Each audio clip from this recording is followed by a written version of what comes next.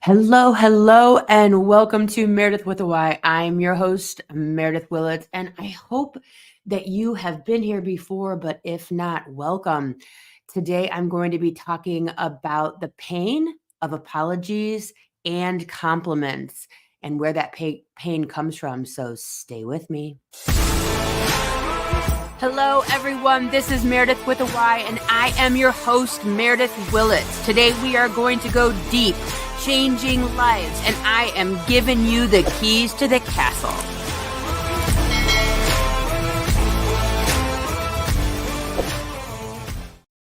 Hello, and how are all of you today?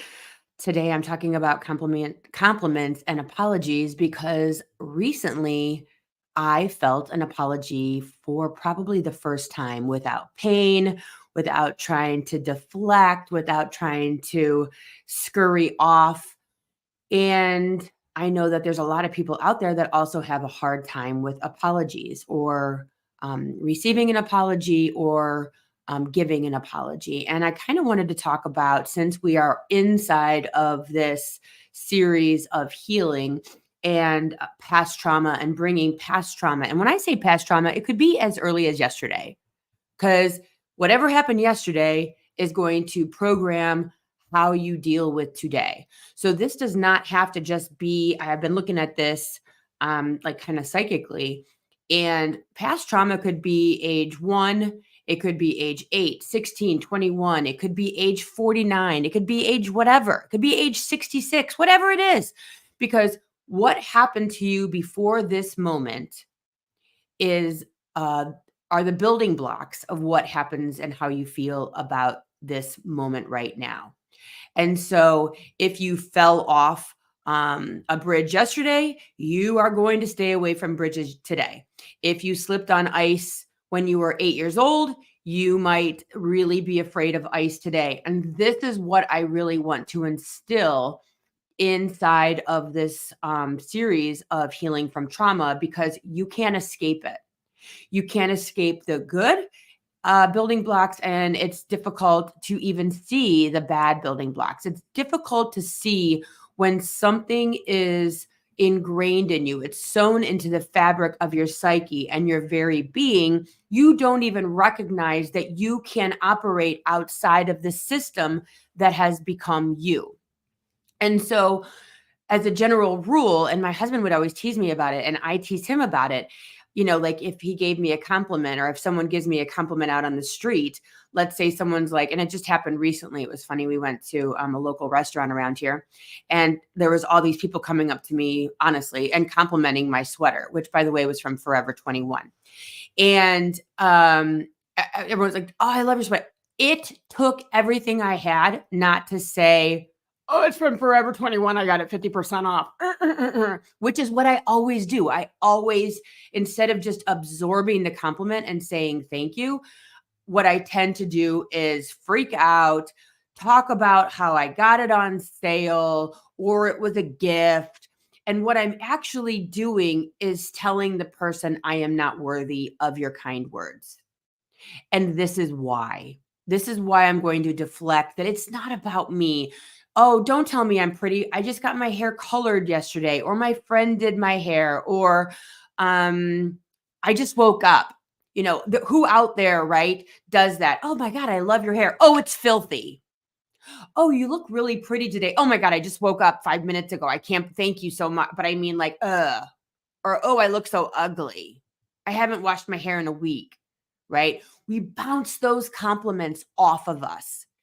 And what I have seen as I have been really diving into it, we're getting that compliment. We're hearing that compliment from our yester self.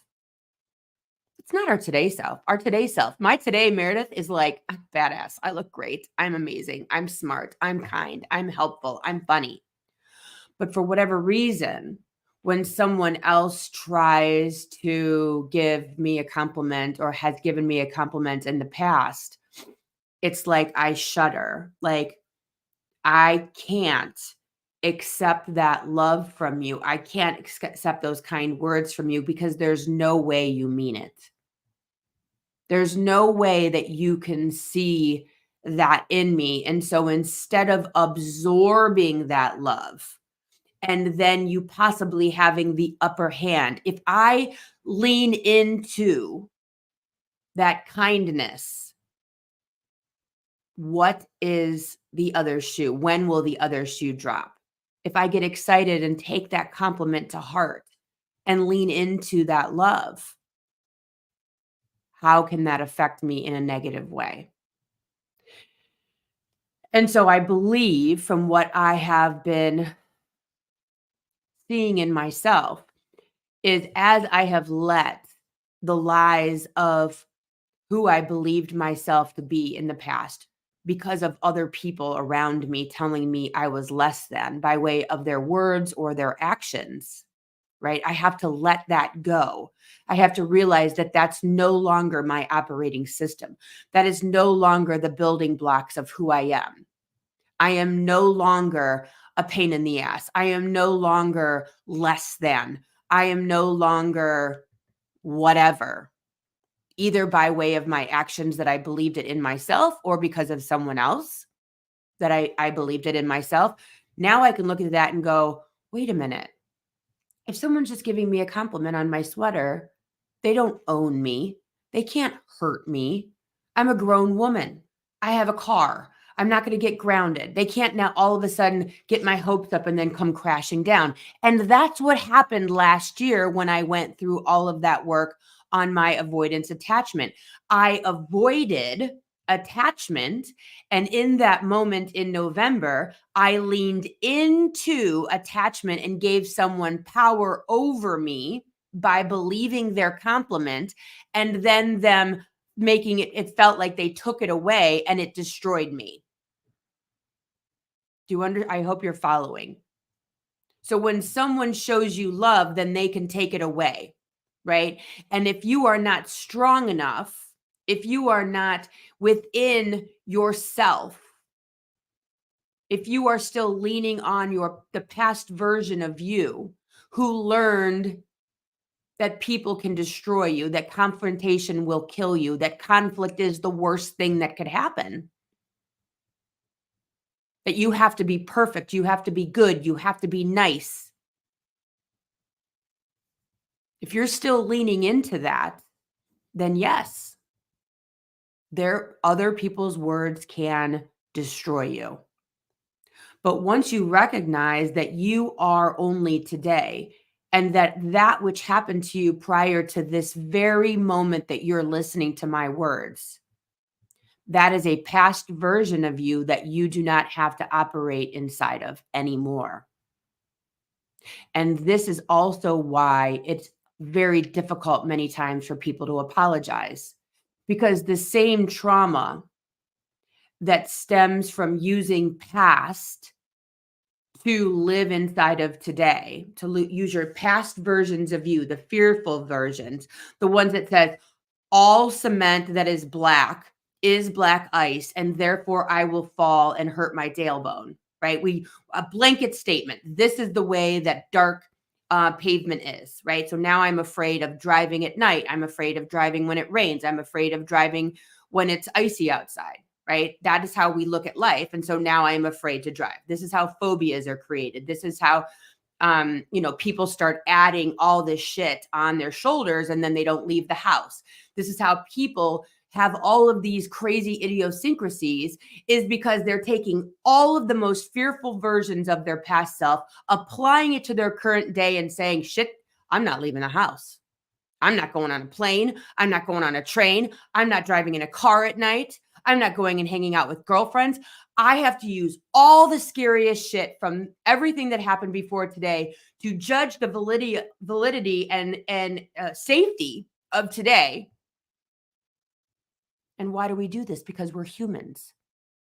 This is why we remember all of the negative shit from our childhood, is because when we remember the negative, it keeps us safe.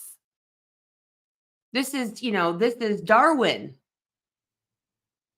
If you walk off the edge of a cliff and survive, and the next time you see a cliff and you just keep walking, that's not smart. right? So what you're doing is smart. You're assessing danger, you're assessing humans, you're assessing behavior patterns, and you're saying, not so sure. Not so sure that I want to move forward with a person that lies all the time, that's shady, that talks shit about this, that, and the other. I don't know if I want to be around people like that. That's evolution. But we also have to be mindful if it's keeping us in a prison, if it's keeping us out of the space of love. And like, hey, I don't hang around people like that anymore. I'm going to take this person at face value until they give me a reason not to trust them. And if they are a shithead, I'm now capable of dealing with that because my entire life is not wrapped up in what this person thinks or does or says or whatever. So it's a balancing act, right? And so going back to apologies, if someone was abused as a child, perhaps they were made to apologize when it wasn't necessary or when something wasn't really their fault. And so apologies can get stuck in their throat. It can feel like a weakness, right? We don't know what that person's trauma is that they couldn't apologize. And there are a lot of people that look at apologies as weakness. I look at apologies as a superpower. They aren't always fun, but God, you feel good afterwards. At least I do. I'm like, okay, I apologized. I did the right thing. We are settled. I can sleep tonight. I did the right thing. I settled what I did wrong. But a lot of people don't see it that way. They look at it like, now this person has power over me. Remember, when we're doing all of this, when we're talking about trauma, it very most likely can be boiled down to two things: fear and power. And so when you are receiving or giving a compliment, a lot of times, and I just saw this in an appointment I did last week with a woman, is when we receive a compliment, a lot of times that could feel like someone is trying to get power over you. And if their words are powerful, then perhaps you are giving away your power inside of their compliment, right? But if you just say, that was lovely, that was kind, their words don't have power over me, but it was nice to hear, right? A lot of times when we give a compliment, some people might believe that that is being vulnerable. What I saw last week is sometimes when you give a compliment, you are trying to get power over on someone. You are trying to higher up them. You know what I mean? So you're like, oh, those shoes are lovely. And so now my words hold value over the way you feel about your shoes. See, it's all power and fear and all, it's crazy. Like, who would think that compliments and apologies had so much wrapped into all this stuff? But when we use the outside world to judge self and to, if we lean too far into the weight of that, this is where it gets messy. And so it's important to recognize how this plays out in your life, where it's coming from, how it hits, why it hits.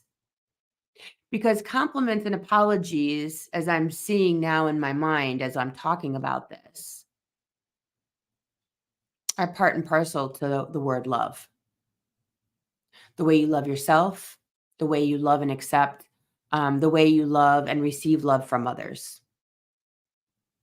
So if you can accept a compliment, if it just absorbs into you without a power struggle, without fear, without worry, without tap dancing it away, it's very, very likely that you are also in a space of accepting and absorbing love. Because isn't that what a compliment is? It's just a sprinkle of love, right? It's a drop of love. I just want to tell you that you're beautiful. I just want to tell you that you're kind. And I will tell you that my difficulty in accepting compliments is probably what's made me survive much of social media these past years because, people will be very complimentary, but they can also tear you down as well. And so, because of my inability to accept a compliment, I don't necessarily absorb them. I actually, when someone gives me a compliment, I think more about their character when someone gives me a compliment. So when someone gives me a compliment, I always think to myself, what a kind person. Just like when someone tears me down, I think, how sad. That person must be in a lot of pain. I don't ever think it's really ever about me until the other day. Um, my husband gave me a compliment and I felt it. I just posted about that on social media today. I felt it. I felt his words, um, and the weight of his words and the kindness of his words. I absorbed them.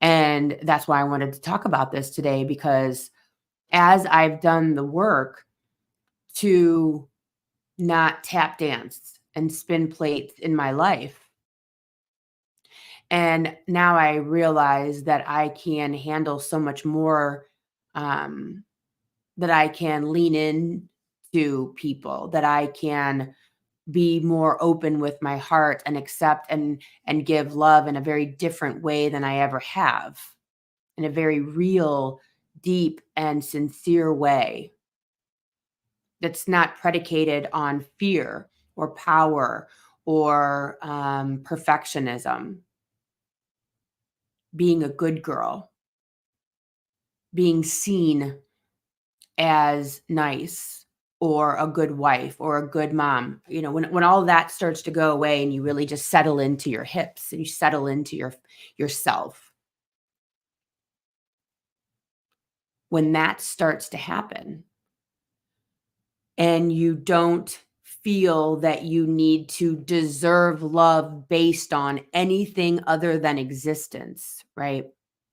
I can sleep and be in bed and not do the dishes and not be perfect as I can be in any one moment, and still deserve love. I don't need to earn it. There it is. I don't need to do anything to earn someone's compliment.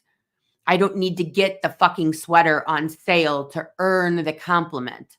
I don't need to work out for 2 hours to earn the donut. I don't need to give of myself till there's nothing left to earn my husband's love or my friend's kindness or friendship. Those things are nice to do, but they need to be done from the heart without the expectation of receiving anything in response. You don't need to do anything to deserve love. And no one needs to do anything to deserve your apology. All these words that I'm saying can be interchanged with the word love because that is the energy that we're really talking about, right? That's the energy.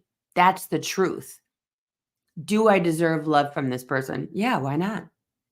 They're allowed to sprinkle me with a little bit of love and say, I like your sweater. They're allowed to sprinkle me with a little bit of love and say, are you on the couch? You look pretty. You're allowed to be sprinkled with love too.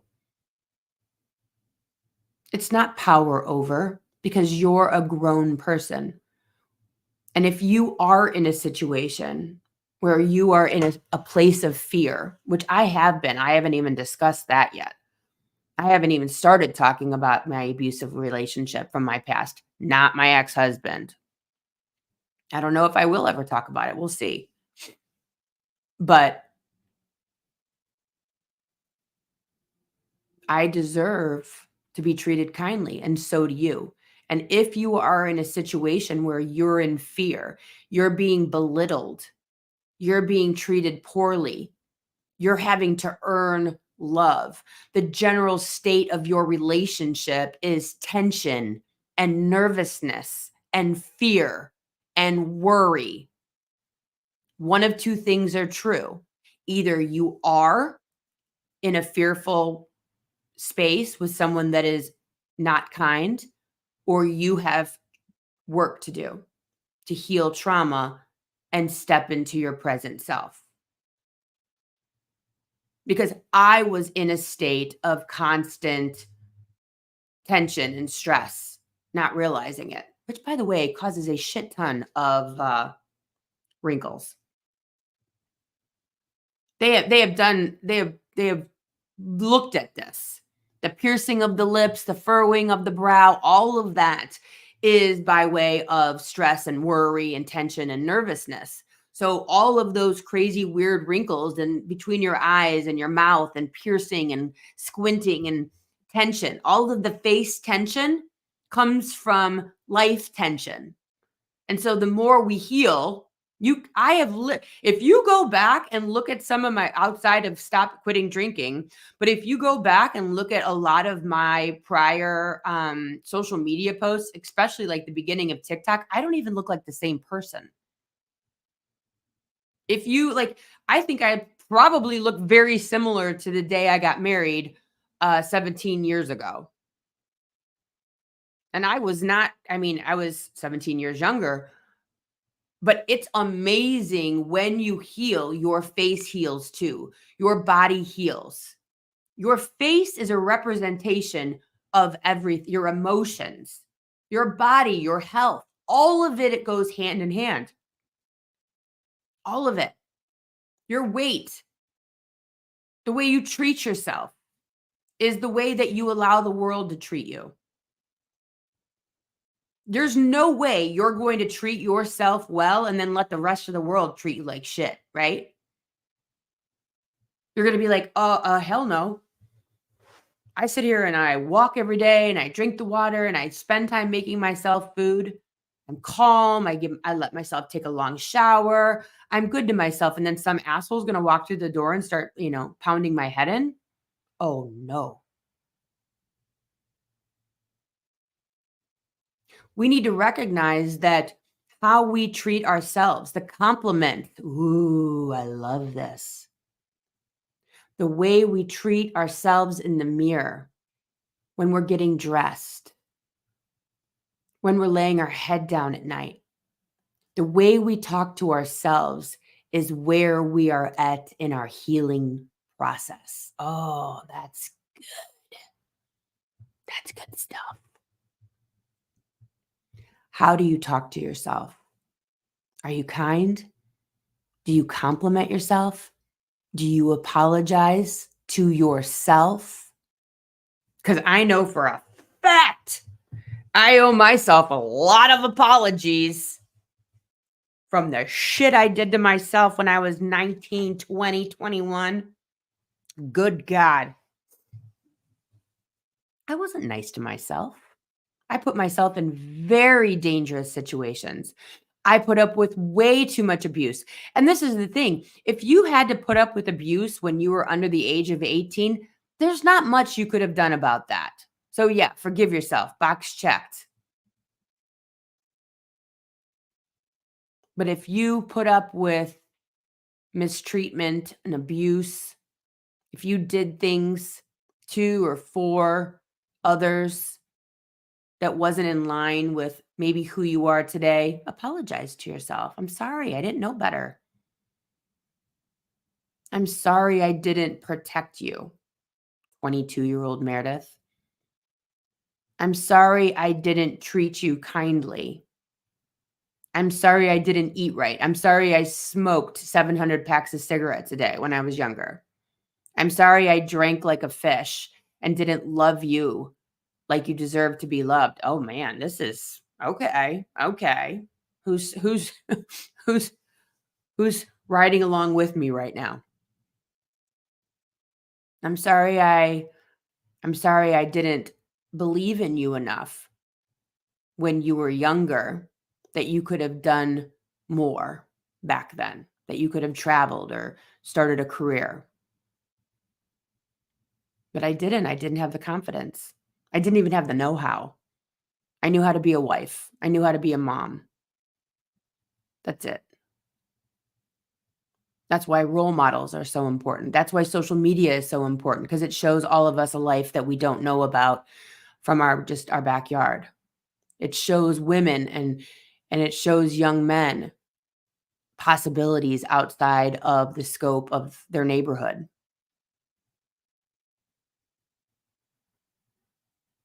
But that's why apologies start with yourself.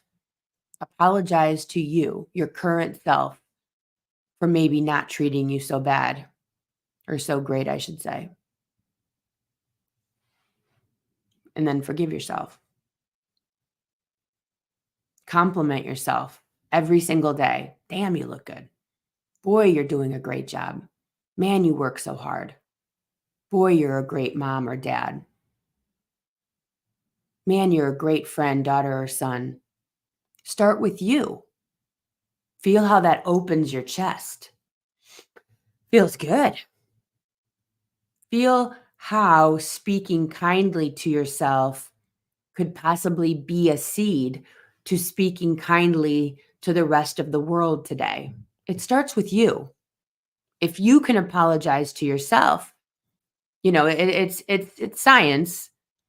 Energy that's going in one direction will continue to go in that direction unless like an opposite and equal force is applied to it and then it goes in a different direction. So if you are complimenting yourself, if you are being kind to yourself, if you are apologizing to yourself, it's just going to run wild for the rest of, the day with the world around you.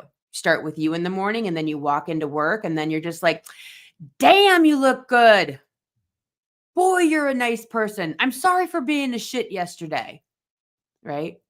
It starts with you and how you talk to yourself.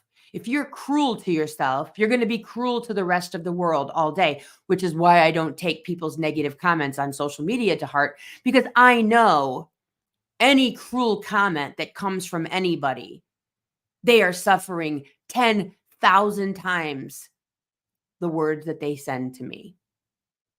Cruelty starts at home. Cruelty starts with you. That's why bigotry, I know, it starts with you. Racism starts with you. Misogyny starts with you, just like kindness does. Just like kindness does. And so if you want to change the world, change yourself.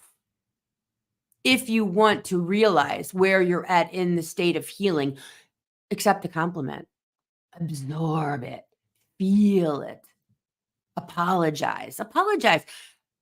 To anyone. "I'm so sorry." Mean it from your heart. Apologize to your kids. Apologize to your parents. Oh, that one stung. I felt someone out there. That one hurt someone. I get it. I get it. These things are not easy because the basis of them is love. And if you cannot receive love, if you cannot give love, you still need to heal. And I get that. Love is the basis for everything. Hate is just the fear of love. Ooh, that's good. The fear of love. Check in with yourself. Start with you. Go to the mirror today. Drive around. Own the compliments that you give yourself. Apologize to 3 people in your past, maybe. Say, "I love you. I'm so sorry I was a shithead." It's okay. You can do it. Starts with you. Change the world. Thank you guys so much for listening and showing up here this week. I appreciate each and every one of you. Feel free to message me, meredithwillits@gmail.com, if there's something you want to talk about, something you want me to talk about on the podcast. If you haven't already left a review, you can do so on pretty much all social media channels, all everywhere you listen to podcasts. It really does help the podcast out. If you know someone who could benefit from the podcast, please send it to them. You never know. They might really benefit from that. And I will see you back here, same time next week. I hope you guys all have a beautiful week. Thanks a lot. Thanks for listening. If you would like to connect on a more personal level, head over to meredithwillits.com or on Instagram at Meredith with a Y for behind-the-scene footage and outtakes. Please subscribe and come back each week for more Meredith with a Y. Thanks again for listening.